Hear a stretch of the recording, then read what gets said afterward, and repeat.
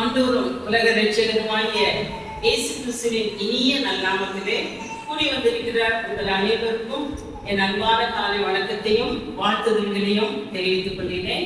எனக்கு இந்த அருமையான வாய்ப்பினை தந்த மாஸ்டர் அவர்களுக்கும் பரிந்துரை செய்த குடும்ப நண்பருக்கும் என்னுடைய நன்றியை தெரிவித்துக் கொள்கிறேன். ஏராளமாக கூடி வந்திருக்கின்றதான உங்கள் மத்தியிலே இந்த கல்வி நாளிலே ஞானத்தை குறித்து நம்முடைய வேத புத்தகத்தில் என்ன சொல்லி இருக்கிறது என்பதை குறித்த ஒரு சிறிய ஒரு செய்தி உங்கள் மத்தியிலே நான் பேச விளைகிறேன். அதற்கு முன்பதாக ஆண்டவர் நம்மோடு கூட பேசும்படியாக நம்முடைய தலைகளை தாழ்த்தி ஜெபிப்போம். அன்பும் இரக்கமும் நிறைந்த எங்கள் நல்ல ஆண்டவரே, ஞானத்தின் ஊற்றம் உறைவிடமாக இருக்கிற எங்கள் நல்ல தந்தையே, உண்மை நாங்கள் இந்த காலை வேளையிலே ஒரு மனதோடு நோக்கி பார்க்கிறோம். ஆண்டவரே, நீ பெரியவர், நீ பரிசுத்தர், நீ உயர்ந்தவர், நீ உன்னதர், சகல துதிக்கும் ஸ்தோத்திரத்துக்கும் மாத்திரமானவர். ஆண்டவரே, உண்மை நாங்கள் நன்றியோடு துதிக்கின்றோம் தந்தையே. உண்மை நாங்கள் ஸ்தோத்திரிக்கின்றோம், உண்மை நாங்கள் வாழ்த்துகின்றோம், உண்மை நாங்கள் மகிமைப்படுத்துகின்றோம். கர்த்தாவே, இந்த நேரத்திலும் ஆண்டவரே உங்களுடைய வேத வசனத்தை தியானிக்கும்படியாக உங்களுடைய சமூகத்திலே நாங்கள் வந்து நிற்கின்றோம். எங்களுக்கு தேவையான ஞான ஆதாரத்தை ஆண்டவரின் பதத்திலிருந்து எங்களுக்கு ஈவாக இரக்கமாக தாங்க ஆண்டவரே. எங்களுடைய வார்த்தைகள் வீண் வார்த்தைகளாக போய்விடாதபடிக்கு ஆண்டவரே சாரம் ஏற்றப்பட்ட வார்த்தைகளாக எங்களுடைய உள்ளத்திலே ஊடுருவ நாங்கள் இந்த இடத்தை விட்டு கடந்து செல்லும் பொழுது இந்த வேத வசனத்தை தாங்கி செல்கின்ற கழுதை குட்டிகளாக கர்த்தரங்களை மாற்றிட வேண்டுமாறு ஜெபிக்கிறோம். ஒவ்வொருவரையும் தாழ்த்தி இந்த பக்கங்களிலே சமர்ப்பிக்கின்றோம். ஆண்டவரே, எங்களோடு பேசும் உங்களுடைய சத்தத்தை நாங்கள் தெளிவாக கேட்க ஆண்டவரை தாழ்வு புரியும். இயேசு கிறிஸ்துவின் இனிய நாமத்திலே எங்களை தாழ்த்தி சமர்ப்பித்து விண்ணப்பிக்கின்றோம். அன்பு தெய்வமே, ஆமென். மறுபடியும் தலைமையிலே வந்திருக்கின்ற அனைவரையும் வாழ்த்து வரவேற்கின்றேன். நாம் வாசிக்க கேட்ட பகுதி சங்கீதம் 119 100வது வசனம். 119வது சங்கீதம். கட்டளைகளை நான் கைக்கொண்டிருந்தபடியால் முதியோர்களை பார்க்கலாம் ஞானமுள்ளவனாய் இருக்கிறேன். நமக்கு எல்லாம் தெரியும், இந்த சங்கீத பகுதியை எழுதினது சங்கீதக்காரனாகிய தாவீது என்று சொல்லி. ஒரு பெரிய ராஜா, ஒரு பெரிய அரசன், ஒரு பெரிய தேசத்தை ஆண்டவன். அவனுடைய வார்த்தை உறவாக கூறுகிறது, உம்முடைய கட்டளைகளை நான் கை கொண்டிருக்கிறபடியால் முதியோர்களை பார்க்கிறோம் ஞானம் உள்ளவனாக இருக்கிறேன். இந்த சங்கீத புத்தகத்தை தாண்டி நீதிமொழிகள் புத்தகத்துக்கு வருவோமானால், அந்த நீதிமொழிகள் புத்தகத்தை எழுதினது இந்த முதல் வசனத்துல நீதிமொழிகள் 1:1 தாவீதின் குமாரனும் இஸ்ரவேலின் ராஜாவுமாகிய சாலமோனின் நீதிமொழிகள். அந்த தாவீதால் வளர்க்கப்பட்ட அந்த சாலமோன் அந்த நீதிமொழிகள் புத்தகம் மற்றும் பிரசங்கி அந்த 2 புத்தகத்தில் நாம் தேடி பார்ப்போம். ஆனால் ஞானம் ஞானம் என்ற வார்த்தை அநேக இடத்திலே கூறப்பட்டிருப்பதை நாம் பார்க்கலாம். அதுக்கு நீதிமொழிகள் புத்தகம் 1வது அதிகாரம் 7வது வசனத்தை கர்த்தருக்கு பயப்படுவதே ஞானத்தின் ஆரம்பம், மூடர் ஞானத்தையும் போதகத்தையும் அசட்டை பண்ணுகிறார்கள். 2வது அதிகாரம் 10வது வசனம்.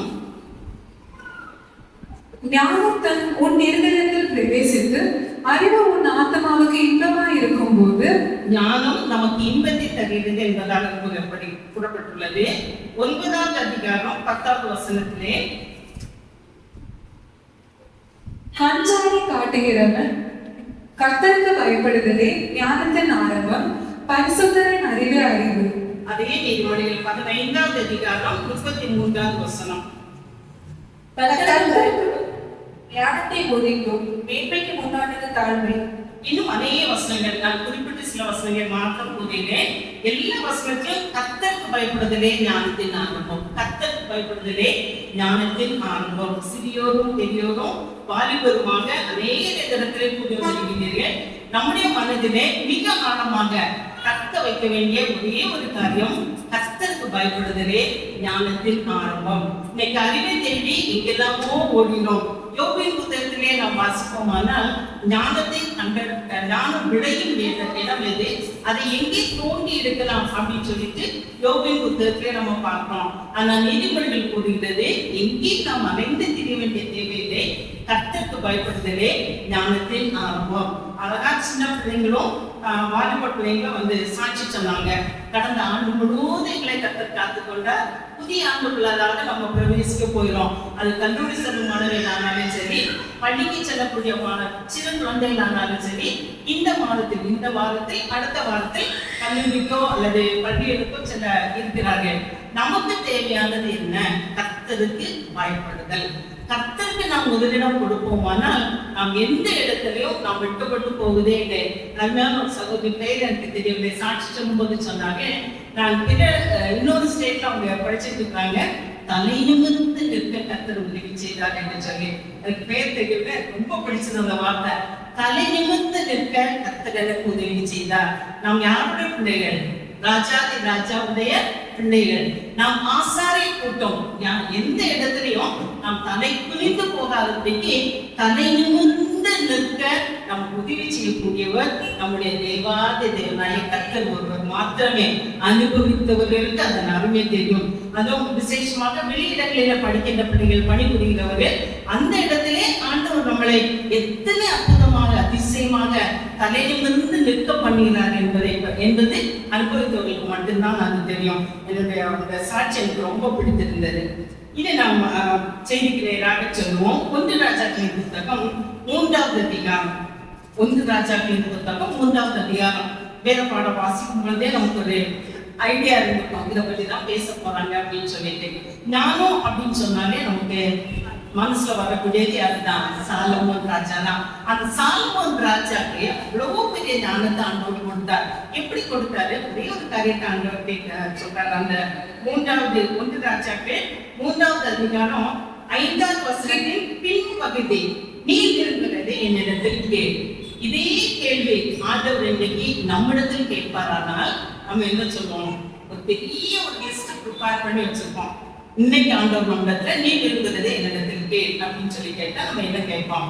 எனக்கு நல்ல ட்ரெஸ் வேணும் ஆண்டவரே, எனக்கு நல்ல ஆகாரம் வேணும், எனக்கு ஐஸ்வர்யம் வேணும் அப்படின்னு சொல்லிட்டு ஒரு பெரிய லிஸ்ட் வச்சிருப்போம். எனக்கு எந்த கஷ்டமும் இருக்கக்கூடாது, வேதனையே எனக்கு இருக்கக்கூடாது, வேதனை இல்லாத ஒரு வாழ்க்கை எனக்கு வேணும் அப்படின்னு எல்லாரும் கேட்போம். அது பெரியவர்களா இருந்தாலும் சரி, முதியோர்களா இருந்தாலும் சரி, சிறியவர்களா இருந்தாலும் சரி, இதுதான் நம்முடைய வேண்டுதலா இருக்கும். ஆனா இந்த சாலமோன் ஞானி என்ன கேட்டான் அப்படின்னு சொன்னா, 1வது அதிகாரம் 9வது வசனம், ஆகையால் உமது ஜனங்களை நியாயம் விசாரிக்கவும் நன்மை தீமை என்னதென்று வகையறுக்கவும் அடியேனுக்கு ஞானமுள்ள இருதயத்தை தந்தருளும்.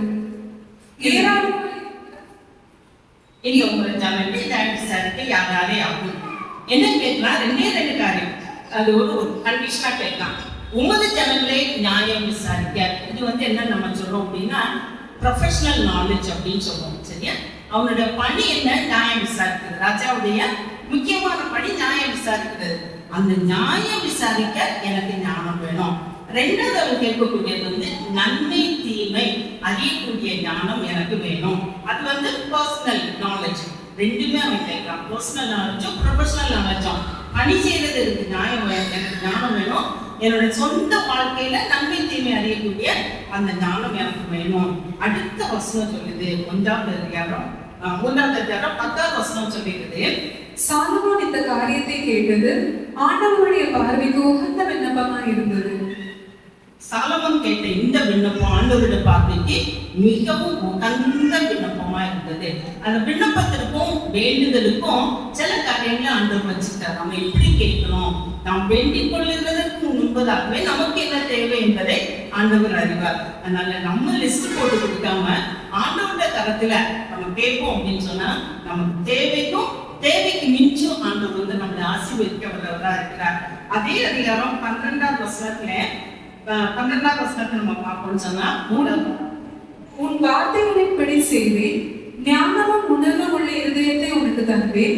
இதிலே உனக்கு சரியானவன் உனக்கு முன் இருந்ததும் இல்லை, உனக்கு சரியானவன் உனக்கு பின் எழுபவதும் இல்லை. உனக்கு சரியானவன் உனக்கு முன் இருந்ததும் இல்லை, உனக்கு சரியானவன் உனக்கு பின் எழுபவதும் இல்லை. ஒரு பெரிய ஆசீர்வாதத்தை ஆண்டவர் இந்த சாலமோன் அன்னைக்கு வந்து கொடுக்குறாரு. 4வது அதிகாரம் 29வது வசனத்தை பார்த்தீங்க அப்படின்னு சொன்னா, தேவன் சாலமோனுக்கு மிகுதியான ஞானத்தையும் புத்தியையும் கடற்கரை மனரத்தனையான மனோவிருத்தியையும் கொடுத்தார். இதுதான் நான் சொன்னேன், கேட்கிறதுக்கும் மேலா ஆண்டவர் வந்து கொடுக்கிறதுக்கு வல்லவர்.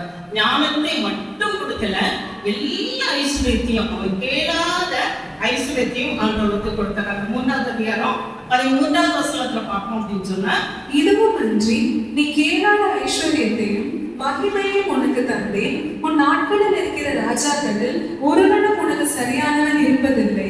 அவன் கேட்டது ஒரே ஒரு காரியம், ஞானம் வேணும்னு சொல்லி கேட்டான். ஆண்டவர் ஞானத்தை மட்டும் இல்ல, அதுக்கு பல மடங்கான ஆசீர்வாதத்தை அவனுக்கு கொடுத்தாரு.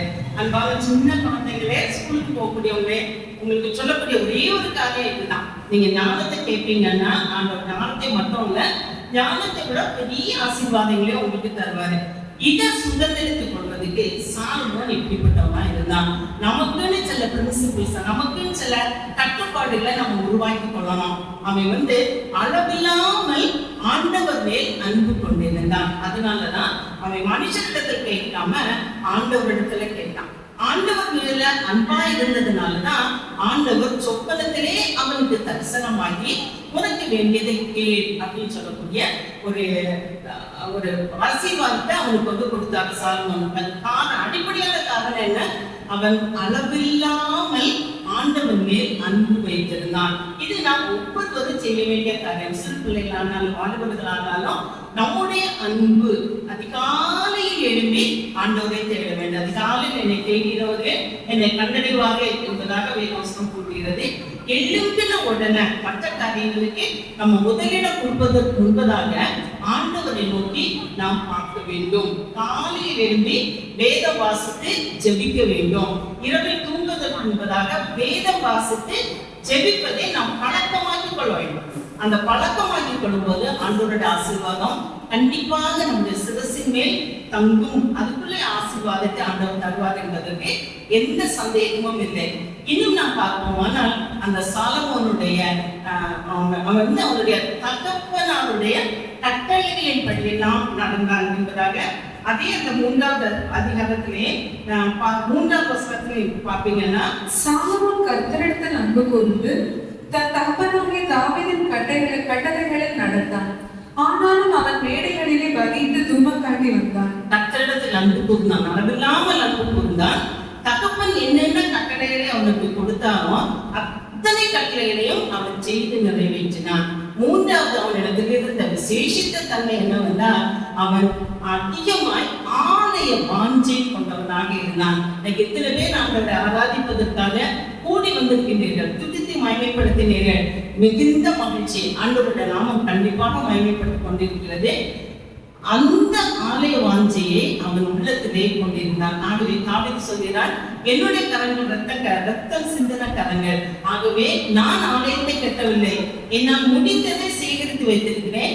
நீ இந்த மகாபுரி ஆலயத்தை கட்ட வேண்டும் என்று சொல்லி அந்த ஒரு பெரிய எருசலேம் தேவாலயத்தை வெள்ளி கற்களாலும் தங்க கட்டிகளினாலும் அவன் கட்டி, தேர்வு மரங்களினாலும் கட்டி அலங்கரித்து இன்றும் அது எருசலேம் தேவாலயமாக நிற்கிறது என்றால் அதற்கு அடிஸ்தானம், அது கஸ்திபாரம் போட்டது இந்த சாலமோன் ஞானி.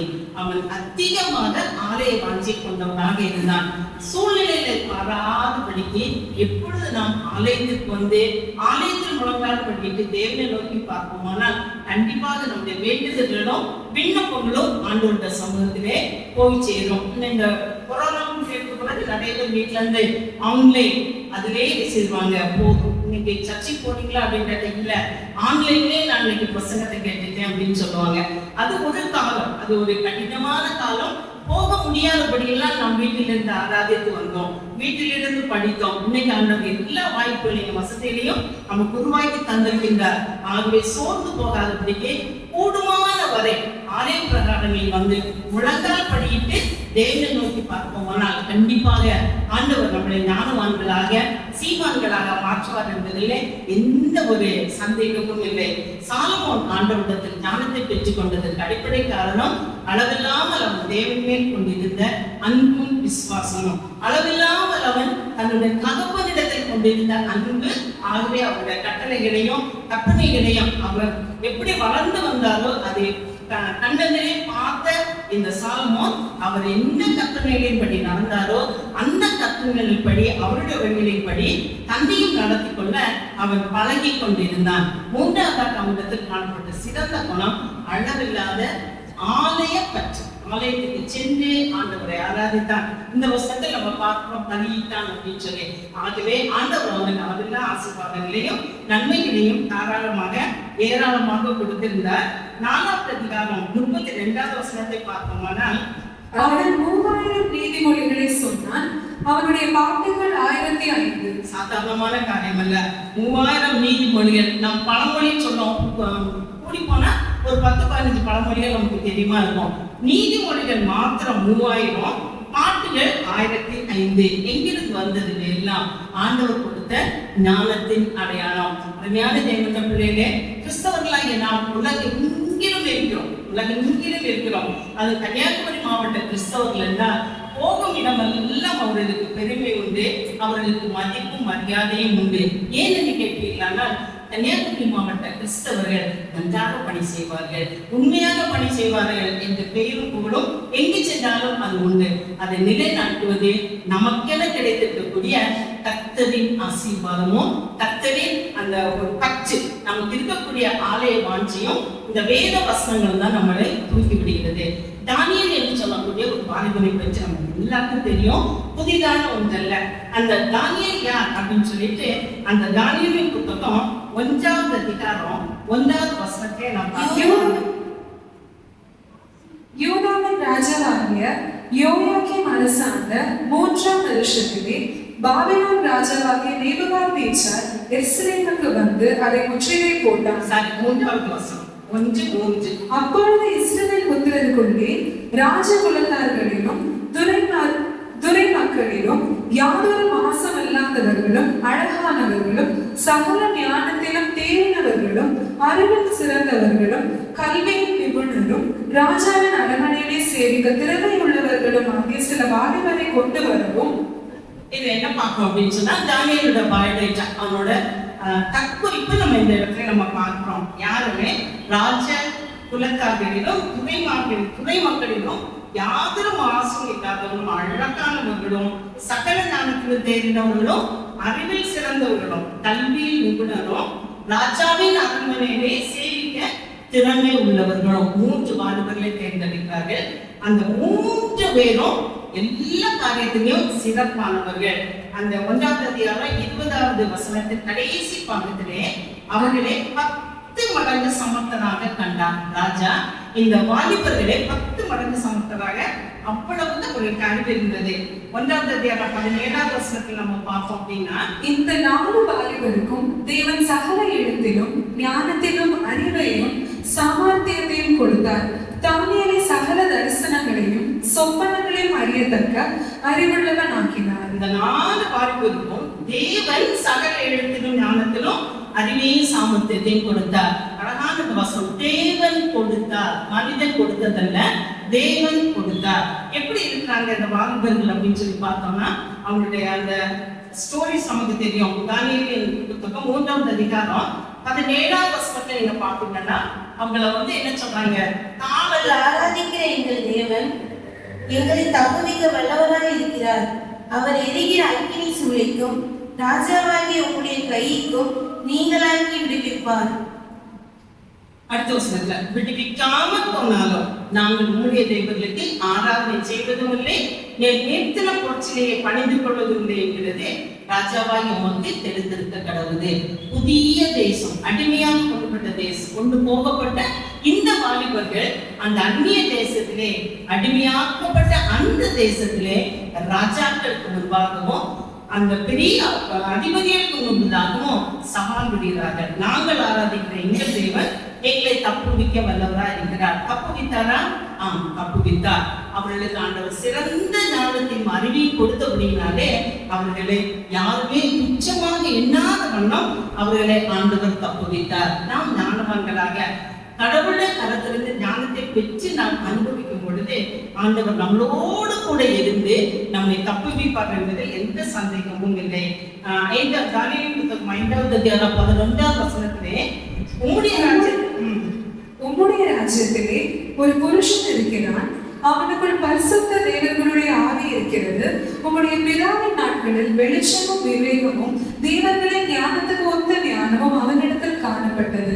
ஆகையால் உம்முடைய பிதாவாகிய நேபுகாத்நேச்சார் என்னும் ராஜாவானவர் அவனை சாஸ்திரிகளுக்கும் ஜோசியருக்கும் கல்தேயருக்கும் குறி சொல்கிறவர்களுக்கும் அதிபதியாக வைத்தார். எத்தனையோ ஜனங்கள் இருக்கிற அந்த நாட்டிலே உம்முடைய ராஜ்யத்தில் ஒரு புருஷன் இருக்கிறான். அவன் யார்? தானியேல். அவனுக்குள் பரிசுத்த தேவனுடைய ஆவி இருக்கிறது, அவனுக்கு ஞானமும் இருக்கிறது என்பதாக சாட்சி புறஜாதியாரால் சொல்லப்படுகிறதை நாம் பார்க்கிறோம். ஆமா, ஞான தேவனுடைய தேவனுடைய ஞானத்தை நாம் பெற்று சுதந்திரிக்கும் போது நாம் எங்கு சென்றாலும் ஆண்டவர் நம்முடனே கூட இருந்து நம்மை பாதுகாப்பார் என்பதில் எந்த சந்தேகமும் இல்லை. கர்த்தருக்கு பயப்படுதலே ஞானத்தின் ஆரம்பம். பரிசுத்தரின் அறிவே அறிவு. கர்த்தரின் ஞானம், கர்த்தருக்கு பயப்படுதலே ஞானத்தை போதிக்கும். இந்த வசனங்களை உங்களுடைய உள்ளங்களிலே ஆழமாக பதிந்து கொள்வீர்களானால் நீங்கள் எங்கு சென்றாலும் எதை செய்தாலும் அதிலே கர்த்தரின் ஆசீர்வாதம் உங்களோடு கூட இருக்கும். அதை நீங்கள் பற்றி கொண்டு உங்களுடைய படிப்பிலும் சரி உங்களுடைய வாழ்க்கையிலும் சரி நீங்கள் வாழ வேண்டும், வளர வேண்டும். இரண்டாவதாக நான் யாருக்கு கூட என்றால் பெற்றோர்கள். அதே நீதிமொழியிலே புத்தகத்திலே பிள்ளையானவன் நடக்க வேண்டிய வழியிலே அவனை நடத்து, அவன் முதிர் வயதிலும் அதை விடாதிருப்பான். நீதிமொழியின் புத்தகம் 22வது அதிகாரம் 6வது வசனம். பிள்ளையானவன் நடக்க வேண்டிய வழியிலே அவனை நடத்து, அவன் முதிர் வயதிலும் அதை விடாதிருப்பான். 1 சாமுவேலின் புத்தகத்திலே நம்ம 1 சாமுவேலின் புத்தகத்தை நாம் திருப்பிக் கொள்வோமானால் அங்கே அன்னா என்று சொல்லக்கூடிய ஒரு பெண்ணை பெற்று நாம் பார்க்கலாம். அந்த அன்னாளை பெற்று நமக்கு தெரியும். ஆண்டவருடைய சமூகத்திலே அவளுக்கு அநேக வருடங்களாக குழந்தைகள் இல்லை. எனவே ஒரு குழந்தைக்காக அவன் ஆண்டவருடைய சமூகத்திலே விண்ணப்பம் பண்ணுகிறாள். அவள் பரியாசம் பண்ணப்படுகிறாள், நிந்திக்கப்படுகிறாள், அநேக வேதனைகளுக்கும் அவன் அநேக வேதனைகளை கடந்து வருகிறாள். ஆனால் அவளுடைய ஒரே பங்கு, ஒரே வேண்டுதல் விண்ணப்பமும் ஆண்டோட சமூகத்தில் மாத்திரமே. எனவே ஆண்டோட சமூகத்திலே தன்னோட உள்ளத்தை தண்ணீரை போல் அவள் ஊற்றி விடுகிறார். ஊற்றி விட்டதோடு அவள் நிற்கவில்லை, அவள் ஒரு பொருத்தனை பண்ணுகிறார். 1 சாமுவேலின் புத்தகம் 1வது அதிகாரம் 11வது வசனம். சேனைகளின் கர்த்தாவே, தேவரீர் உம்முடைய அடியாளின் சிறுமையை கண்ணோக்கி பார்த்து உம்முடைய அடியாளை மறவாமல் நினைத்தருளி உமது அடியாளுக்கு ஒரு ஆண் பிள்ளையை கொடுத்தார். அவன் உயிரோடு இருக்கும் சகல நாளும் நான் அவனை கர்த்தருக்கு ஒப்பு கொடுப்பேன். அவன் தலையின் மேல் சவரகன் கத்தி படுவதில்லை என்று ஒரு பொருத்தனை பண்ணினான். ஒரு பொருத்தனையின் புத்திரனாக சாமுவேலை அவள் பெற்றெடுக்கிறார். நம்ம அநேக நேரத்துல நம்ம பொருத்தனை பண்ணுவோம். இப்படின்னா ஆண்டவரே நான் இதை செய்வேன் அதை செய்வேன் அப்படின்னு சொல்லி அந்த காரியம் நமக்கு ஜெயமா மாறிடுச்சுன்னா அப்படியே மறந்துடும். அந்த பொருத்தனை பண்ணினதே நமக்கு மறந்து போவோம். லேட்டான் அதுக்கு அநேக நாட்கள் திரும்பி ஏதாவது ஒரு கஷ்டம் வந்துச்சுன்னா ஞாபகம் வரும், ஐயோ நான் பண்ணின பொருத்தனையை நான் செலுத்தாம விட்டுட்டேனே அப்படின்னு சொல்லிட்டு. ஆனா இந்த அண்ணாவை பாருங்க, பொருத்தனை பண்ணினா ஒரே ஒரு குழந்தை, ரொம்ப நாளைக்கு பிறகு கிடைச்ச குழந்தை. அதே 1 சாமுவேல் புத்தகம் 1வது அதிகாரம் 28வது வசனத்தை நீங்க வாசிப்பீங்க. ஆகையால் அவன் கர்த்தருக்கு கேட்கப்பட்டபடியினால் அவன் உயிரோடு இருக்கும் சகல நாளும் அவனை கர்த்தருக்கு ஒப்பு கொடுக்கிறேன் என்றார். அவன் அப்படியே கர்த்தரை பணிந்து கொண்டான். அந்த செய்த அவன் பொருத்தனையை அப்படியே நிறைவேற்றிட்டார். சின்ன குழந்தை, அநேக வருஷங்களுக்கு பதவி கிடைச்ச குழந்தை, அதை கணக்கேன்னு வச்சிருக்காம அதன் பின்பு ஆண்டவர் அநேக குழந்தைகளை அவளுக்கு கொடுத்தாங்க. வேறு காரியம், அந்த முதல் குழந்தையை ஆண்டோட சமூகத்திலே கொண்டு போய் அவளை அப்படியே அந்த ஏலி அப்படின்னு சொல்லக்கூடிய ஆசாரியங்க கருத்திலே அப்படியே ஒப்பு கொடுத்து விட்டு விட்டாங்க. அப்படி விட்டுட்டு வந்து விடல, கரசனை உள்ள அந்த பெற்றோர் ஒவ்வொரு ஆண்டும் அழகா ஒரு ட்ரெஸ், ஒரு சின்ன ஆடையை செய்து வாங்கி அந்த பையனுக்கு கொண்டு கொடுத்து எப்படி இருக்கும் அப்படின்னு சொல்லிட்டு அவங்க பார்த்துட்டு வந்தாங்க. அவ்வளவு கரசனை உள்ள பெற்றோர். நாம் நம்ம பிள்ளைகளை எப்படி வளர்க்கிறோம், நம்ம பிள்ளைகளுக்கு நம்ம பண்ணக்கூடிய பொருத்தனைகளை கரெக்டா நம்ம பண்ணிட்டோமா, ஆண்டோட சமூகத்திலே சில காரியங்களை நம்ம உறுதியாய் நம்ம கேட்கணும். என் பிள்ளைக்கு ஆண்டோட இந்த ஆசீர்வாதத்தை எனக்கு தரணும் அப்படின்னு சொல்லிட்டு ஆண்டோட நம்ம கேட்கலாம். நமக்கு அதை கேட்கக்கூடிய சகல அதிகாரத்தை ஆண்டவர் தந்திருக்கிறார். இந்த காரியம் எனக்கு வேணும் அப்படின்னு சொல்லிட்டு கேட்டு அதை நம்ம பிள்ளைங்களுக்கு சுதந்திரமாக்கி கொள்ளணும்.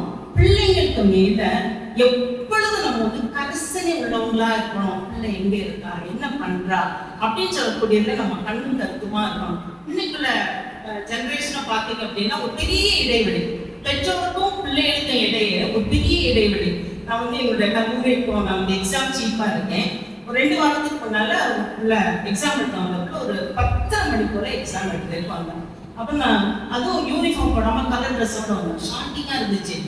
என்ன டைம் ஆச்சுமா, இப்ப எங்க வந்திருக்கா அப்படின்னு சொல்லி கேட்டோன்னே, தூங்கிட்டேன் மேடம். எக்ஸாம் இந்த யூனிவர்சிட்டி எக்ஸாம், இன்டர்னல் எக்ஸாம்ல யூனிவர்சிட்டி எக்ஸாம், தூங்கிட்டேன் மேடம் அப்படின்னா. வந்திருக்கிறது கலர் ட்ரெஸ், எங்க போறதுக்கு நீ வந்தோமா, யூனிஃபார்ம் எங்க அப்படின்னா, தூங்கி எடுக்க அப்படியே ட்ரெஸ் பண்ணிட்டு வந்துட்டேன் அப்படின்னா. தூக்கி வர போட்டுச்சு எனக்கு.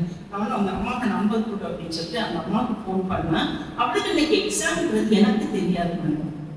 என்ன ஒரு irresponsible ஆன்சர். ஒரு அம்மா சொல்றாங்க, பிள்ளைக்கு எக்ஸாம் அப்படிங்கிறது எனக்கே தெரியாது. அப்ப ஹால் டிக்கெட் கொண்டு வரலையேமா, யூனிஃபார்ம் எல்லாம் வந்துட்டா அலோவ் பண்ண முடியாது. நீங்க ஹால் டிக்கெட்டையும் யூனிஃபார்மையும் எடுத்துட்டு வாங்க, அதுக்கு பார்த்தா நான் 4 அலோவ் பண்ண முடியும்ல அப்படின்னு சொன்னோம்னா, ஒரு ரிலேட்டிவ் கொண்டு வராங்க யூனிஃபார்ம், ஹால் டிக்கெட் எல்லாம் பின்னாடி. நிலைமை யோசித்து பாருங்க.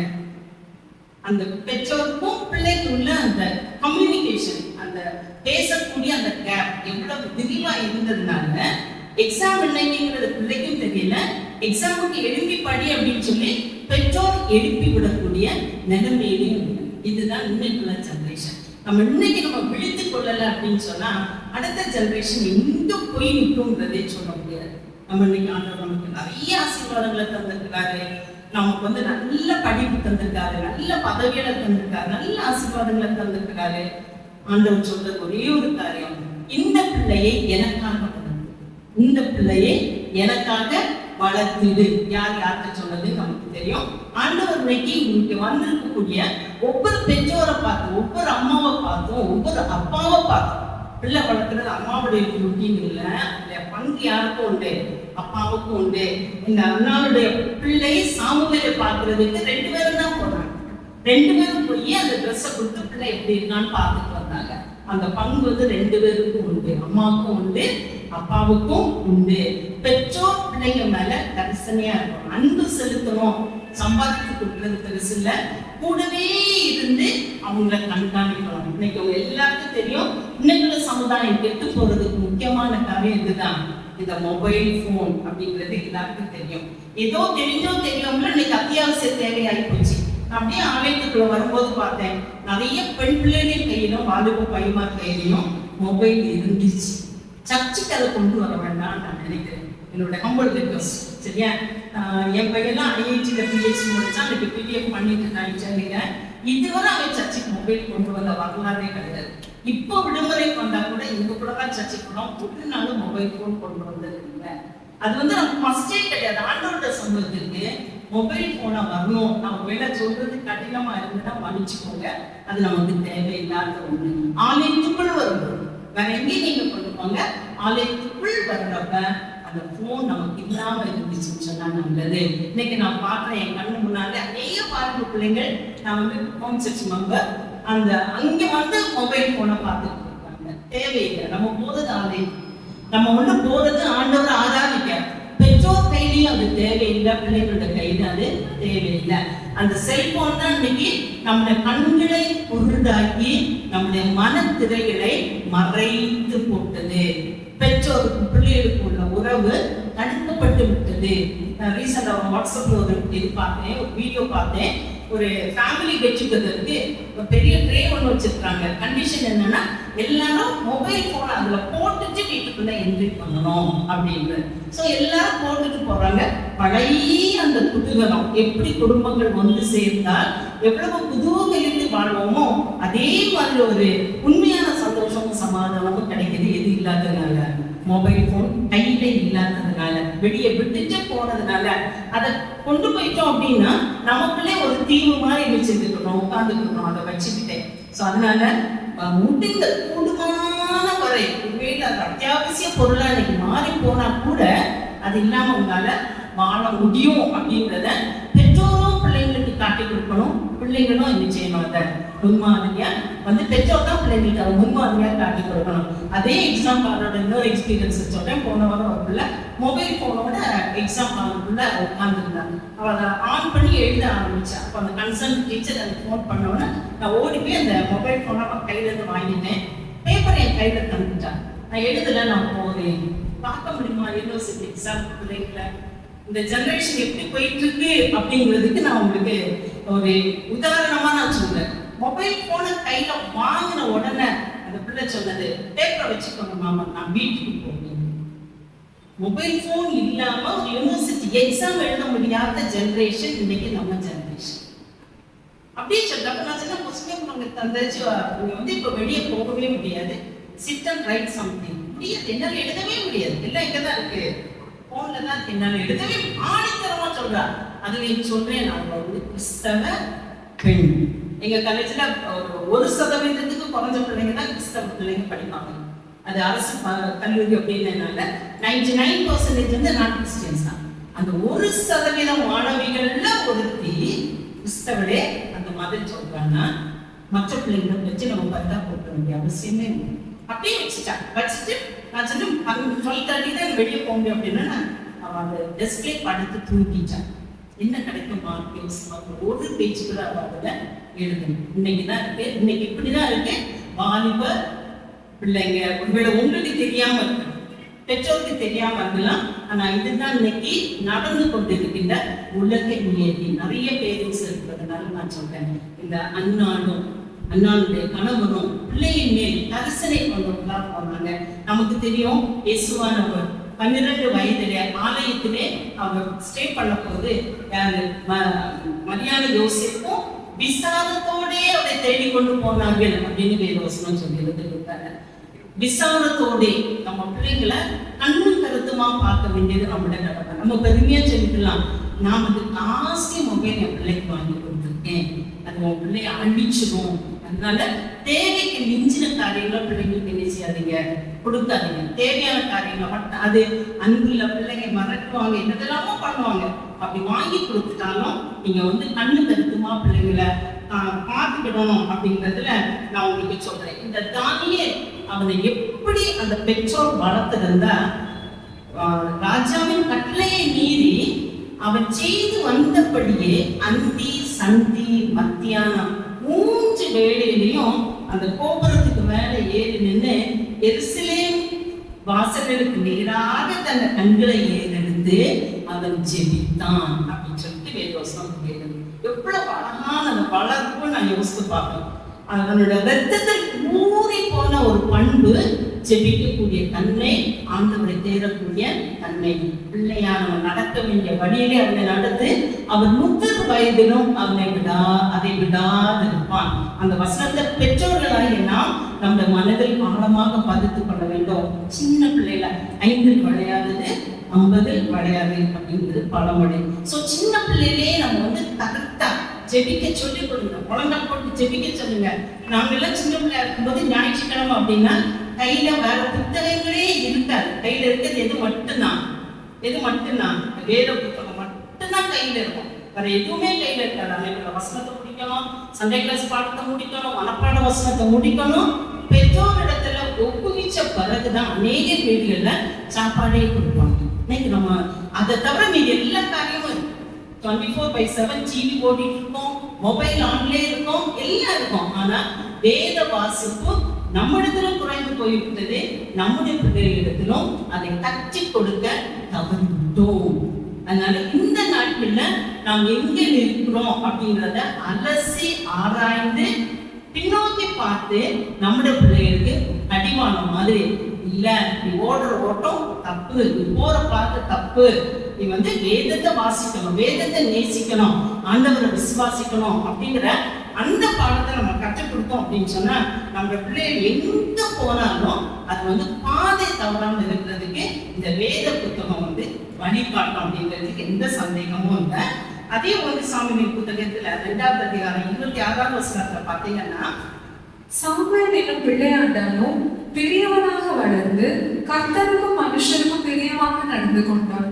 கர்த்தருக்கும் மனுஷருக்கும் பிரியமாக நடந்து கொண்டான். உங்களுக்கு தெரியும், சாமுவேல்னு சொன்ன உடனே நம்ம மனசுல என்ன வரும்? கர்த்தாவே சொல்லும் அடியே கேட்க. சின்ன பிள்ளைங்க கூட நம்ம சொல்லிட்டு இருப்போம், கர்த்தாவே சொல்லும் அடியே கேட்கிறேன். கீழ்ப்படிந்தான். அம்மா அப்பா வீட்டுல அவன் எங்கேயோ இருக்கிறான். அதுல அவன் தேவாலயத்துல இருக்கிறான். அவன் செய்யக்கூடியது லைட்டை ஆஃப் பண்ணணும், ஆன் பண்ணணும், அதை கிளீன் பண்ணணும். ஏலி என்ன சொல்றாரோ, ஆசாரியனாகி ஏலி என்ன சொல்றாரோ அதை செய்யணும். அதுதான் அவனோட மொத்த ரெஸ்பான்சிபிலிட்டி. அதுல அவன் உண்மையா இருந்தான். ஆண்டவர் கூப்பிடுறாரு, சாமுவேலே சாமுவேலே. ஆண்டவரோட சத்தமே அவனுக்கு தெரியாது. அந்த சின்ன பிராயத்துல ஓடி போய் இடத்துல போய் கேட்க, கூப்பிட்டீதே ஏதோ வந்துவிட்டேன் அப்படின்னு 3வது தடவை தான் வச்சுக்காங்க. இனி அந்த சத்தம் கேட்டுச்சுன்னா கர்த்தாவே சொல்லும் அடியே கேட்கிறேன். அதை நம்ம சொல்லி கொடுக்கணும். கர்த்தரோட சத்தம் இது, நீ வலதுபுறம் போ, இடதுபுறம் போ அப்படின்னு சொல்லி ஆண்டவர் நமக்கு சொல்லுவாரல்ல. நம்ம பிள்ளைங்களுக்கு நம்ம அதை கற்றுக் கொடுக்க, ஆண்டவரோட சத்தம் நீ அதை செய், அதை செய்யாது. கண்டிப்பா எல்லாருக்கும் ஒரு மனச்சாட்சி ஆண்டவர் கொடுத்துருப்பார், சொல்லுவார். ஆண்டவர் அப்பப்போ சொல்லுவார், இதை செய், இதை செய்யாத அப்படின்னு சொல்லுவார். அதை நீ கீழ்ப்படியணும் அப்படின்னு சொல்லக்கூடியதை நம்முடைய பிள்ளைங்களுக்கு நம்ம சொல்லிக் கொடுக்கணும். அதாவது கர்த்தருக்கும் மனுஷருக்கும் பிரியமாக நம்ம. இதுக்கு எல்லாம் காரணம் என்ன அப்படின்னு தெரியுமா? வளர்ப்பு தான். நம்ம வளர்க்கக்கூடிய அந்த முறைகள் நம்ம என்ன சொல்லிக் கொடுக்குறோமோ அதே தான். லூக்கா எழுதின சுவிசேஷம் 1வது அதிகாரம் கடைசி வசனத்தை பார்த்தீங்க அப்படின்னா, லூக்கா 1 அதனோட கடைசி. அந்த பிள்ளை வளர்ந்து ஆவியிலே பலம் கொண்டு இஸ்ரவேலுக்கு தன்னை காண்பிக்கும் நாள் வரைக்கும் வனாந்தரங்களிலே இருந்தார். அந்த பிள்ளை யாரு அப்படின்றது உங்களுக்கு தெரியும். யாரு? யோவான் ஸ்நாபகன். வயதான காலத்துல சந்தியாவுக்கும் எலிசபெத்துக்கும் ஒரு குழந்தை பிறகுது. அவன் என்ன செய்துட்டாங்க? ஆண்டவருடைய வார்த்தைக்கு தக்கப்படி என்ன செய்துட்டாங்க? வனாந்தரத்திலே விட்டுட்டாங்க. ஆண்டவருடைய வார்த்தை நிறைவேறுதலா பிறந்த அந்த மகனை அப்படியே வனாந்தரத்துல வளர்த்துட்டாங்க. அந்த பிள்ளை வளர்ந்து ஆவியிலே பலன் கொண்டு இஸ்ரவேலுக்கு தன்னை காண்பிக்கும் நாள் வரைக்கும் வனாந்தரங்களிலே இருந்தான். வளர்த்தது யாரு? சகரியா, எலிசபெத். அதே மாதிரி 2வது அதிகாரம் 52வது வசனத்துல பாத்தீங்க அப்படின்னா, இயேசுவானவர் ஞானத்திலும் வளர்த்தியிலும் தேவ கிருபையிலும் மனுஷ தயவிலும் அதிகமாய் விருத்தி அடைந்தார். இது நம்முடைய ஆண்டவராகிய இயேசு கிறிஸ்துவை பற்றிய வசனம். இயேசுவானவர் ஞானத்திலும் வளர்த்தியிலும் தேவ கிருபையிலும் மனுஷ தயவிலும் அதிகமாக விருத்தி அடைந்தார். நம்முடைய பிள்ளைகள் விருத்தி அடையணும் அப்படின்னு சொன்னா மனுஷ தயவும் தேவ கிருபையும் பெருகணும் அப்படின்னு சொன்னா நம்ம பிள்ளையானவன் நடக்க வேண்டிய வழியிலே அவனை நடத்த வேண்டும். பிள்ளையை தண்டியாமல் யார் சொல்றார்? அதோ சாலமோன் தான் சொல்றார். அவனை திறம்பினால் அடித்தால் அவன் சாகான். நீங்க நிச்சய மாட்டோம், அடிக்கவே உங்க பிள்ளையோட ஸ்கின்ல என்னன்னு தெரியாது, வலினா என்னன்னு தெரியாது, அவனுக்கு தேவை என்ன அப்படிங்கிறதே அவனுக்கு தெரியாது. அந்த அளவுக்கு இன்னைக்கு நம்ம பிள்ளைங்களை வளர்க்கறதுனாலதான் அவங்களோட அந்த டாலரன்ஸ் லெவல், அவங்களுக்கு சகிப்பு தன்மை குறைந்து போயதுனால்தான் இன்னைக்கு வரக்கூடிய டிப்ரெஷனோ, சூசைடோ, டைவர்ஸ் கேசஸும் பெருகி போறதுக்கு காரணம் இதுதான். சகிப்புத்தன்மை குறைகிறதுனால அவங்களுக்கு ஃபெயிலியர்னா என்னன்னு தெரியாது, கஷ்டம்னா என்னன்னு தெரியாது, பண கஷ்டம், மன கஷ்டம் எதுவுமே தெரியாம வளர்றதுனாலதான் அவங்களோட சகிப்புத்தன்மை இன்னைக்கு குறைஞ்சிட்டு இருக்குது. நம்ம தான் இந்த நாட்டுல ரொம்ப கவனமா இருக்கணும். பிள்ளைங்களுக்கு இந்த கர்த்தர் ஞானத்தை தெரியுதா? பெற்றோருக்கு பிள்ளையானவன் நடக்க வேண்டிய வழியிலே அவனை நடத்து. அவன் 3 வயதிலும் அதை விட ஒரு விதை போடுறது மாதிரி தான் நம்ம நல்ல குணங்கள் அவங்களுக்கு நம்ம கற்றுக் கொடுக்கணும். அதுக்கு ஒரு சின்ன எக்ஸாம்பிள் சொல்றேன். ஒரு அம்மா ஒரு 2 தோசை பண்ணி கொடுத்துருக்காங்க, பிள்ளைக்கு கையில கொடுக்குறாங்க. அவன் அதை எடுத்துட்டு அப்படி ஜாலியா வெளியே வர்றான். அவன் பக்கத்து வீட்டு பிள்ளை விளையாட வருது. உடனே என்ன செய்யறான்? ஒரு தோசை எடுத்து அந்த பையன் கையில கொடுக்குறான். கொடுத்து நல்லா இருக்குது எங்க அம்மா பண்ணுது அப்படின்னு சொல்லிட்டு அவன் 2 பேருமா சாப்பிட்டுட்டு இருக்கும்போது அவங்க அம்மா ஓடி வர்றாங்க. உனக்கு தானே நான் சாப்பிட கொடுத்தேன், ஏன் நீ அடுத்தவங்களுக்கு கொடுக்குற அப்படின்னு ஒரு அட்டி கொடுக்குறாங்க. யாருக்கு? தன்னுடைய மகனுக்கு. என்ன புரிஞ்சுக்கோங்க பையனுக்கு? ஒண்ணுமே தெரியாத ஒரு மழல போறது, ஸ்கூலுக்கே நான் போகல.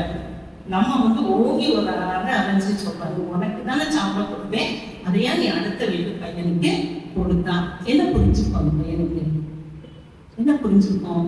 எனக்கு உள்ளது எனக்கே, யாரும் கொடுக்க கூடாது, அடுத்தவங்களுக்கு கொடுக்க கூடாது. அம்மாவுடைய ஸ்தானத்துல நம்ம பார்ப்போம்னா, அம்மா வேலைக்கு போறாங்க, அடுத்த தோசை சுட்டு கொடுக்கறதுக்கு அவங்களுக்கு என்னது இல்ல, நேரம் இல்லை, மனம் உண்டானால் இடமும் உண்டு, மனசும் இல்லை, நேரமும் இல்லை. யாரும் பிளேம் பண்ணுது?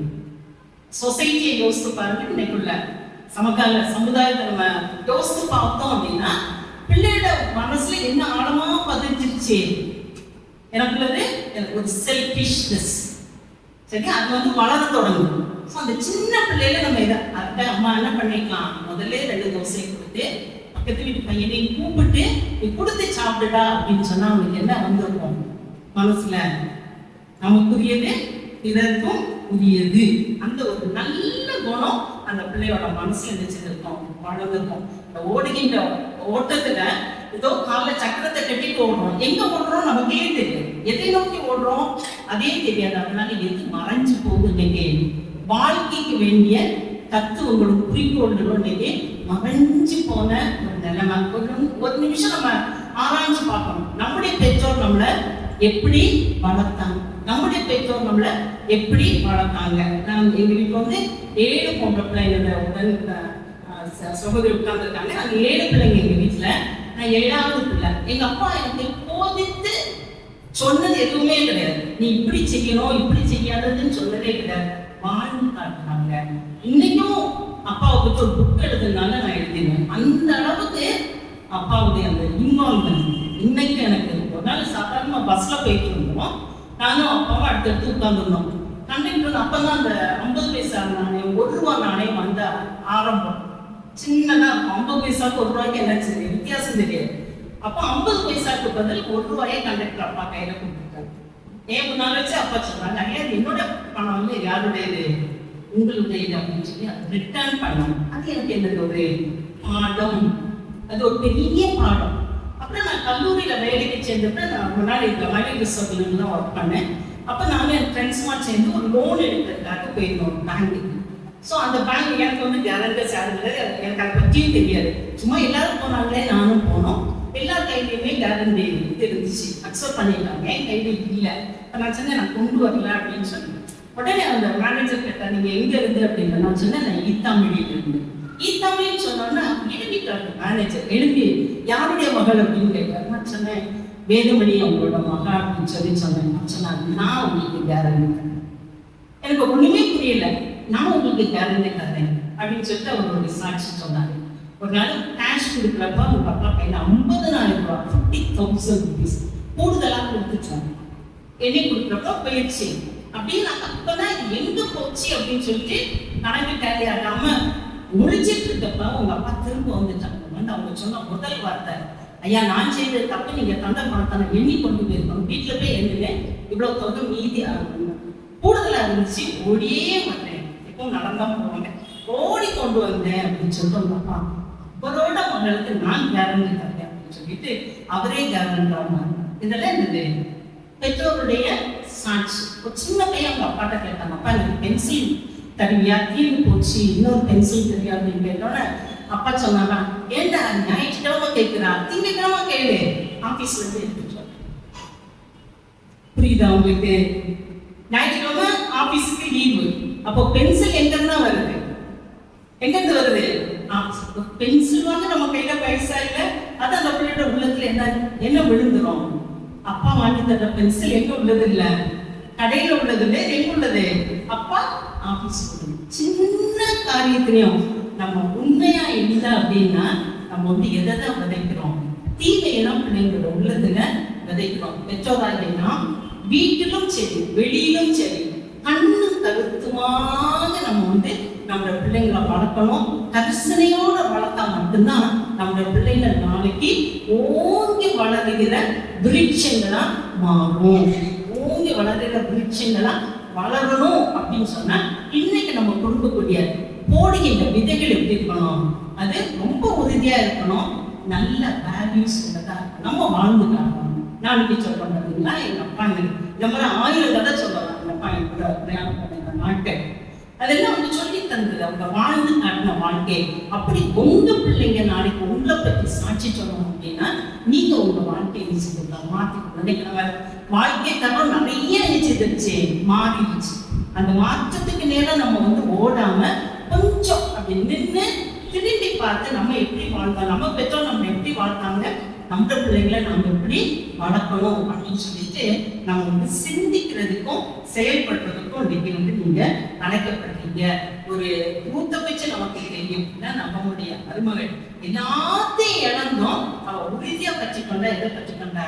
விசுவாசத்தை கற்றுக்கொண்டா. வீட்டுல எந்த குழப்பமும் இல்லை, மாமியாருக்கும் மருமகளுக்கும் எந்த பிரச்சனையும் இல்லை.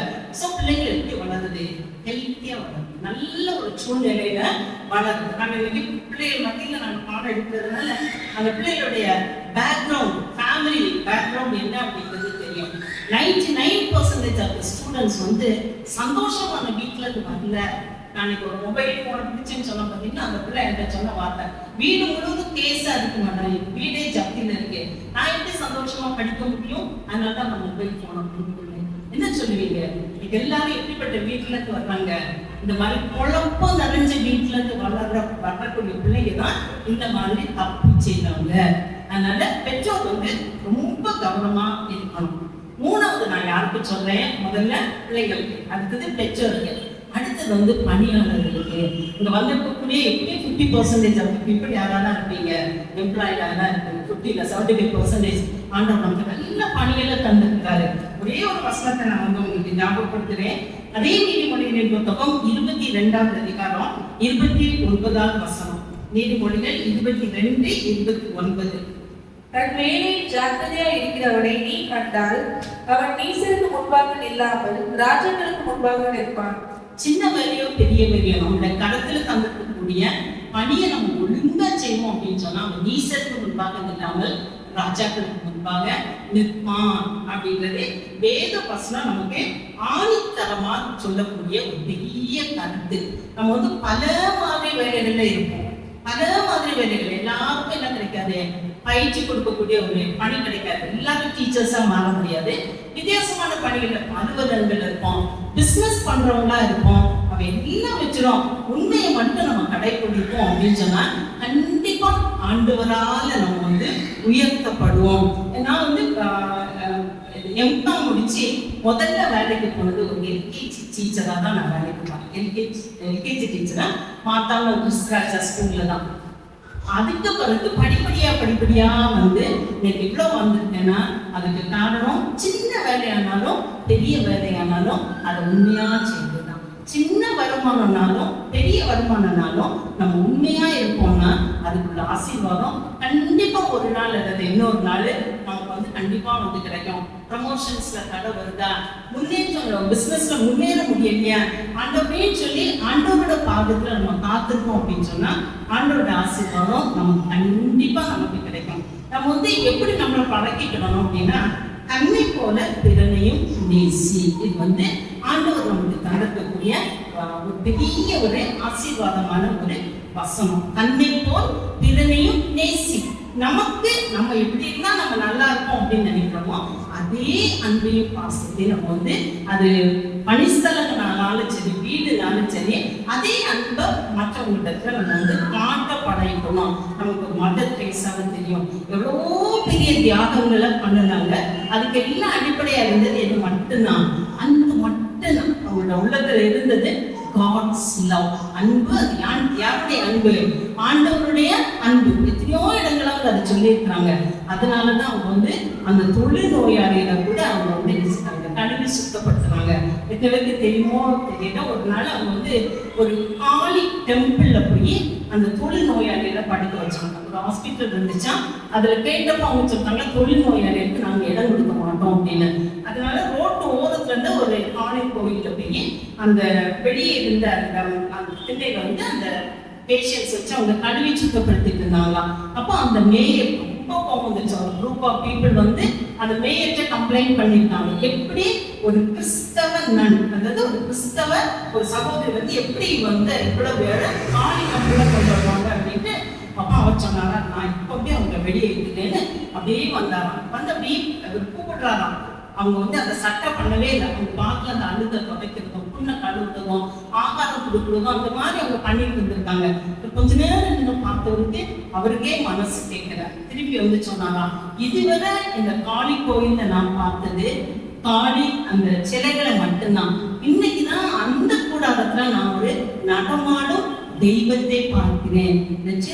அவங்க அந்த பணியை தொடரட்டும் அப்படின்னு சொல்லிட்டு திரும்ப போயிட்டாங்களாம். இதுதான் இன்னைக்கு கிறிஸ்தவனுடைய வாழ்க்கையின் சாட்சி. நம்ம பணிபுரி இடத்துல கையை நீட்டி சொல்லணும், இவள் ஒரு கிறிஸ்தவள், இவள் ஒரு கிறிஸ்தவன், தப்பு பண்ண மாட்டாங்க அப்படின்னு சொல்லிட்டு மற்றவங்க நம்மளை பார்த்து சாட்சி கொடுக்குற மாதிரி நம்ம வந்து செஞ்சுட்டோம்னா நம்மளோட வாழ்க்கையை நம்ம மாற்றிக்கணும். நம்ம ப்ரீச்சர்ஸா மட்டும் இருந்தா பத்தாது, நம்ம வந்து ப்ராக்டிஷனர்ஸா இருக்கணும், நம்ம வந்து வாழ்ந்து பண்ணணும். அதுக்கு வந்து இதுதான் தன்னை போல பிறனையும் நேசி. ரெண்டாவது நமக்கு இருக்க வேண்டிய என்ன அப்படின்னு சொன்னா நிபந்தனையற்ற அன்பு, அன்கண்டிஷனல் லவ் அப்படின்னு சொல்லணும். அந்த அன்புக்கு பின்னாடி எந்த நிபந்தனையும் இருக்கக்கூடாது. ஜாதி, மதம், பேதம், அந்த பணக்காரன், ஏழை, பணக்காரன், எந்த பாகுபாடும் இன்றி எல்லா உயிர்களையும் நம்ம வந்து நேசிக்க கற்றுக்கிடணும். Jesus is the best teacher. நம்ம வந்து புதிய பாட்டு பைபிள் எடுத்துக்கிட்டோம் அப்படின்னு சொன்னா எத்தனையோ பேரபிள்ஸ், எத்தனையோ ஓமையில ஆண்டவர் வந்து சொல்றாரு. எப்படிப்பட்ட ஓமையில எல்லாம் சொல்றாரு, அந்த 4 சுவிசேஷங்களையும் நீங்க அப்படியே அலசி ஆராய்ச்சிங்க அப்படின்னு சொன்னா பெரிய பேரபிள்ஸ் ஆண்டவர். கட்டுக்கு விதையை வச்சு ஒரு பேரபிள் ஆண்டவர் சொல்லிடுவாரு. ஆட்டு கூட்டத்தை வச்சு ஒரு என்ன சொல்லிடுவார் ஆண்டவர். தொலைந்து போன 100 ஆடுகள்ல தொலைஞ்சு போன ஒரே ஒரு ஆடு 99 விட்டுட்டு 1 தேடி போன கதை, தொலைந்து போன காசு, இப்படியே நீங்க பாத்தீங்கன்னா நிறைய ஓமைகள் ஆண்டவர் சொல்வார். இயற்கையை வச்சு ஆண்டவர் சொல்வாரு. மனிதனுடைய அந்த கடின தன்மையை பற்றி ஆண்டவர் சொல்வாரு. நிறைய ஓமையில ஆண்டவர் சொல்வாரு. அந்த டீச் பண்றதுக்கு ஆண்டவர் மாதிரி இருக்கக்கூடிய ஆர்டிஸ்டாக யாருக்குமே கிடையாது. அவ்வளவு அருமையான ஒரு டீச்சர் இயற்கையை வைத்து நிறைய கதைகள் ஆண்டவர் வந்து சொல்லியிருப்பார். அதே மாதிரி நம்முடைய செயலும் சொல்லும் ஒரே மாதிரி இருக்கணும், வித்தியாசமே இருக்கக்கூடாது. கொலோசையர் 3வது அதிகாரம் 24வது வசனத்தை பார்த்தீங்க அப்படின்னு சொன்னா, எதை செய்தாலும் அதை மனுஷர்களுக்கென்று செய்யாமல் கர்த்தருக்கென்று மனப்பூர்வமாய் செய்யுங்கள். நம்ம எதை செய்தாலும் அதை யாருக்கும் செய்யக்கூடாது, மனுஷர் பார்க்கணும். மனுஷருக்கும் செய்யாம நம்ம வந்து நம்மளை வந்து யார் பார்த்துட்டு இருக்காங்க? தேவனாய கர்த்தர் நம்முடைய போக்கி மரத்தையும் வேலை செய்திருக்காரு. நம்ம வலதுபுறம் போனாலும் இடதுபுறம் போனாலும் அவருடைய கண்டு நம்ம நோக்கி போகும். ஆதாளத்துல அடியில போனாலும் ஆகாயத்துல டிராவல் பண்ணாலும் யார் நம்மளை பார்த்துட்டு இருக்கிறாங்க? நம்மள சமீபத்திற்கு மாத்திரமல்ல தூரத்திற்கும் தெரியும். அதனால நம்ம வந்து அந்த வசனங்கள் நம்ம மனசுல வச்சுக்கிட்டு நம்ம செய்யக்கூடிய ஒவ்வொரு காரியமும் மனுஷரோட கண்களில் இல்லை, யாரோட கண்களில் ஆண்டவர் நம்மளை பார்க்கிறார் அப்படின்னு சொல்லக்கூடிய ஒரு பற்றுதலோட நம்ம செய்வோம் அப்படின்னு சொன்னா கண்டிப்பா நம்ம வந்து தப்பு செய்யவே மாட்டோம். யோபின் புத்தகம் 13வது அதிகாரம் 34வது வசனம். யோவான் 13:34. யோவான் 13:34.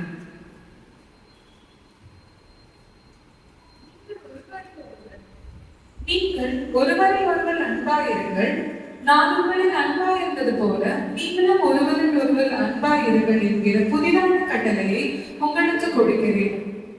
ஒரு புதிதான கட்டளை ஆண்டவர் தந்தார். நான் உங்களில் அன்பு கூர்ந்தது போல் நீங்களும் ஒருவரில் ஒருவர் அன்பார்கள். ஆண்டோட அன்பு எப்படிப்பட்டது? வானத்திற்கும் பூமிக்கும் எவ்வளவு தூரமா என்ன செஞ்சுட்டார்? நம்ம பாவங்களே நம்மை விட்டு விலகிவிட்டார். கிழக்குக்கும் மேற்குக்கும் எவ்வளவு தூரமோ அவ்வளவு தூரமே ஆண்டவர் நம்மளை என்ன செய்தார்? அன்பு போது நம்ம பாவங்களை நம்மை விட்டு விலக்கி விட்டார். அப்படி இருக்க நாம் யார்? பிறரை நியாயம் தீர்க்க நாம் யார்? நாம் யாரும் இல்லை. ஆண்டவரை மட்டும் பற்றி கொண்டு ஆண்டவர் நமக்கு தந்த அன்பை பிறரோடு நாம் பிரதிபலிக்க கடமைப்பட்டவர்களா இருக்கிறோம். ஒரே ஒரு சின்ன இன்சிடென்ட் மட்டும் சொல்லி என்னுடைய செய்தியை முடிக்க விரும்புகிறேன். மிஸ்ஸஸ் தாம்சன் அப்படின்னு சொல்லக்கூடிய ஒரு டீச்சர் இருந்தாங்க. அவங்க பேர் வந்து மிஸ்ஸஸ் தாம்சன். அவங்க கிளாஸுக்குள்ள போன உடனே சொல்லுவாங்க, அட்டெண்டன்ஸ் எடுத்து முடிச்ச உடனே லவ் யூ ஆல் அப்படின்னு சொல்லுவாங்க. அதே வகுப்புல செடி அப்படின்னு சொல்லக்கூடிய ஒரு பையன் இருந்தான். அந்த செடி அப்படின்னு சொல்லக்கூடிய அந்த பையன் வந்து ரொம்ப டர்ட்டியா இருப்பான், அழுக்கா இருப்பான். அவனை வந்து மிஸ்ஸஸ் தாம்சனுக்கு பிடிக்காது. அதனால பார்த்து அப்படி சொல்றப்ப செடியை பார்க்காம மற்றவங்களை பார்த்து சொல்லுவாங்க லவ் யூ ஆல். ஆனா கடைசியில் என்ன இருக்கும்? ஆல் அப்படிங்கிற வார்த்தை இருக்கும். உங்களை எல்லாரையும் நான் நேசிக்கிறேன்னு. ஆனா அவங்களுக்கு தெரியும் யாரை தவிர மீது எல்லாரையும் நேசிக்கிறேன், செடியை தவிர மீது இல்லை. ஏன் செடியை பிடிக்கல அப்படின்னா அவன் அழுக்கா இருப்பான், ஹோம்ஒர்க் பண்ண மாட்டான் ஒரு நாளும். அவனோட மார்க்ஸ் வந்து ரொம்ப குறைவா இருக்கும். எந்த டீச்சருக்கும் யாரெல்லாம் பிடிக்கும்? நல்லா படிக்கிற பிள்ளையை தான் பிடிக்கும், மோசமா படிக்கிற பிள்ளையை எந்த டீச்சருக்குமே பிடிக்காது. That's natural. அதே மாதிரி தான் எந்த டீச்சருக்கும் யாரை பிடிக்கல, அந்த செடியை பிடிக்கல. ஒரு நாள் அந்த பள்ளியின் தலைமை ஆசிரியர் இந்த டீச்சரை கூப்பிடுறாங்க, ரூமுக்கு கூப்பிட்டு அந்த செடியோட கடந்த கால ப்ராக்ரஸ் ரிப்போர்ட்டை காட்டுவாங்க. அதாவது இப்போ 7th ஸ்டாண்டர்ட் படிக்கலாம் அப்படின்னா 6th ஸ்டாண்டர்ட் ப்ராக்ரஸ் ரிப்போர்ட்டை காட்டுவாங்க. அதில் வந்து ரிமார்க்ஸ் அப்படின்னு ஒரு பகுதி இருக்கு, பார்த்துருக்கீங்களா? எந்த ப்ராக்ரஸ் ரிப்போர்ட்லையும் கடைசியில் என்ன இருக்கும்? ரிமார்க்ஸ் அப்படின்னு இருக்கும். ஸோ அந்த ரிமார்க்ஸ் என்ன போடுவாங்கன்னா வெரி குட் எக்ஸலன்ட் அந்த மாதிரி போடுவாங்க. ஆனால் இந்த ரிப்போர்ட் கார்டில் ஒரு மாதம் அவங்களோட மார்க் வந்து ரொம்ப குறைஞ்சிருக்கும். அப்போ அந்த எழுதிப்பாங்க செடிஸ் மதர் ஃபெல் சிக் அப்படின்னு போட்டிருப்பாங்க. செடியோட அம்மா வந்து சிக் ஆயிட்டாங்க அப்படின்னு போட்டிருப்பாங்க. அந்த மாதம் அவங்களோட மார்க் கொஞ்சம் குறைஞ்சிருக்கும். அடுத்து ஒரு 2 மாசம் கழிச்சு அப்படியே அவங்க பார்க்குறாங்க Sedi's mother passed away due to cancer. செடியோட அம்மா வந்து இந்த உலகத்தை விட்டு போயிட்டாங்க கேன்சர்னால அப்படின்னு. அப்புறம் அவங்களோட மார்க் அப்படியே குறைஞ்சிருக்கும். அது அந்த ஹெட்மாஸ்டர் வந்து காட்டுவார். This is the reason. நீங்க செடியை வெறுக்கிறீங்க இல்லையா, அதுக்கு ரீசன் வந்து என்னதான்? செடியை கண்காணிக்கிறதுக்கு யாரும் இல்லை, ஒரு அம்மா இல்லை, கேர் பண்றதுக்கு ஒரு அம்மா இல்லை. அடுத்த நாள் ரொம்ப உடஞ்சி போவாங்க மிஸ்ஸஸ் தாம்சன். அடுத்த நாள் வருவாங்க கிளாஸுக்கு வந்து அதே வார்த்தையை சொல்லுவாங்க, லவ் யூ ஆல் அப்படின்னு சொல்லிட்டு செடியை பார்த்து அப்படி ஸ்மைல் பண்ணுவாங்க. செடி கிட்ட போய் அவங்க அப்படி ஹக் பண்ணுவாங்க. அவங்களுக்கு ஒரே சந்தோஷம். நேற்றுக்கு வரை சிரிக்காத டீச்சர் இன்னைக்கு என்ன செஞ்சுட்டாங்க, சிரிச்சிட்டாங்க அப்படின்னு சொல்றதுல அவங்களுக்கு ரொம்ப சந்தோஷமா இருக்கும். அடுத்து அவங்க வந்து ஒரு டீச்சர்ஸ் டே வருது. ஸோ டீச்சர்ஸ் டேக்கு பிள்ளைங்க என்ன செய்வாங்க, டீச்சர்ஸ் கிஃப்ட் பண்ணுவாங்கன்னா அந்த வகுப்பில் உள்ள எல்லா பிள்ளைங்களும் பெரிய பெரிய கிஃப்ட் கொண்டு வராங்க. Wrap with golden paper, silver paper அப்படி எல்லாம் டெக்கரேட் பண்ணி நல்ல போலாம் வச்சு கொண்டு வர்றாங்க. இந்த செடி கையில ஒரு சின்ன கிஃப்ட் இருக்குது. அதை சுற்றி ஒரு பேப்பர், நியூஸ் பேப்பர் வச்சு ட்ராப் பண்ணிடலாம். ஒரு நியூஸ் பேப்பர், சாதாரண ஒரு பேப்பர்ல பொதிஞ்ச ஒரு கிஃப்டை கொண்டு இவனும் என்ன செய்திருப்பான், அந்த டேபிள்ல வைப்பான். எல்லாரும் அவனை பார்த்து சிரிப்பாங்க. ஏன்னா எல்லாரும் அழகாக கொண்டு வந்திருக்கப்ப இவன் மட்டும் இதை கொண்டு வந்திருக்கான் அப்படின்னு சொல்லிட்டு எல்லாரும் அவனை பார்த்து ரொம்ப ஏடகமா சிரிப்பாங்க. அவனுக்கு ரொம்ப சங்கடமா இருக்கும். அப்படியே போய் உட்கார்ந்துருப்பான். இந்த டீச்சர் என்ன பண்ணுவாங்க அப்படின்னா, வேற எந்த கிஃப்டையுமே அவங்க கையில எடுக்கல, அந்த நியூஸ் பேப்பர்ல ராப் பண்ண அந்த செடியோட கிஃப்ட் அப்படியே எடுப்பாங்க. எடுத்து அப்படி ஓபன் பண்ணி பார்த்தா அதுல வந்து ஒரு பெர்ஃப்யூம் பாட்டில் இருக்கும், ஒரு சென்ட் பாட்டில் இருக்கும். அது வந்து யூஸ் பண்ணு பாதி யூஸ் பண்ணி மீதி இருக்கக்கூடியது. அப்புறமா ஒரு சின்ன ஒரு பேங்கிள், வளையல், அதுல அந்த கல்லெல்லாம் விழுந்து ஒரு பழைய ஒரு வளையலும். அந்த டீச்சர் அப்படியே இந்த வளையல் எடுத்து கையில போடுவாங்க. அந்த ஸ்ப்ரே எடுத்து அவங்க மேல அப்படியே இது பண்ணுவாங்க. ஸ்ப்ரே பண்ணிட்டு அப்படியே அவங்க போய் கட் பண்ணுவாங்க. செடி ஸ்மெல், இந்த ஸ்மெல்லாம் இஸ் மதர். அவனுக்கு வந்து அன்னைக்கு அவனோட அம்மாவோட ஸ்மெல் அவன் எங்க பார்த்தான், அந்த டீச்சர் வடிவத்துல பார்த்தான்.